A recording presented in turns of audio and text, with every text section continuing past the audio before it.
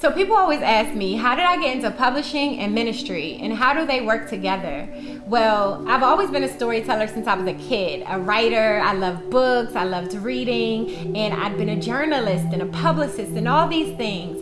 But when I went through a tragedy, and really when I got into a really toxic situation, God began to speak to me, and I felt alone. And he began to say, no, you are a communicator for Christ. And so from that point, I just really took that like, oh my God, the Lord said I was a communicator for Christ. And it was like he plucked me out of the world and trying to find acceptance in the world and all the things that I was doing to try to make people see that I was really good at what I did. And he took me out of that world and he put me in his world and put me on mission for him. And then going deeper with him and just going through such a hard situation, a hard time, it made me want to read the Bible. It made me want to learn God. It made me want to understand how he can change our lives and just experience him. And so he really consumed me. And from that point forward, I was hooked.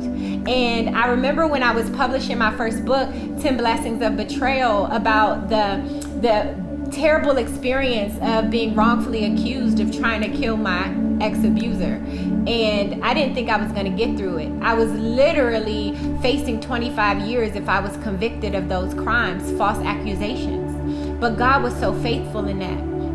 And I just remember sitting, literally crying at home one day after, the case had been dropped. And I said, Lord, I don't want to feel bitter anymore. I don't want to be angry anymore. Please help me, God. And I called out to him and I said, what can I do? And he said, write. Write? Okay, God. So I started writing, and I thought I was writing journal entries or even a hate letter. I started off like how much I hated the people who had betrayed me. But God, through that process of writing, began to expose the journey that I had went through in the form of blessings. Now you might say blessings. Yes, blessings. The Lord showed me how he made me more faithful, how he taught me discernment, how he showed me who my real friends and family, my building circle was. In that writing, that one act of obedience became my first book, 10 Blessings of Betrayal. And so I remember the weekend before that book came out, I was so scared because God told me to publish. And I'm like, what? God, that was not a part of the deal.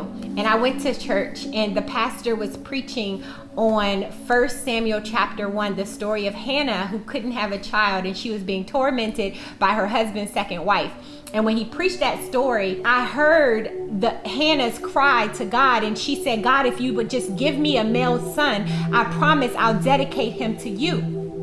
I knew that was my promise. So I went home and I said that same prayer. I said, God, if you use this book and you don't allow it to embarrass me, if you don't allow it to ruin me, God, I'll give my whole life to you. Now, keep in mind, he had already told me that I was going to do that. He told me I was a communicator for Christ, but I guess I just didn't put it all together. Okay, I needed extra confirmation. So I went home and I said that prayer, and the minute I did, everything changed for me. Black Enterprise called me. They featured me in the new book that was coming out.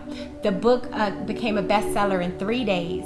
And people began to call me. General Motors called me. I didn't realize that the vice president of diversity marketing at the time was following me on Twitter. And she said she wanted to fly me out to Las Vegas to be an influencer for the Stellar Awards. I'm like, what? So that was the beginning of such an amazing journey with God. And when that book came out, it not only got into the hands of others who wanted to write books, and they read it and they said, I love the way you wrote that book. Can you help me write my book? And I said, sure.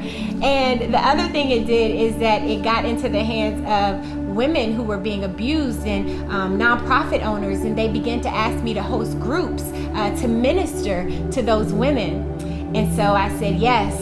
And so that yes, the series of different yes moments to God got me into ministry and publishing. And the journey has been so amazing.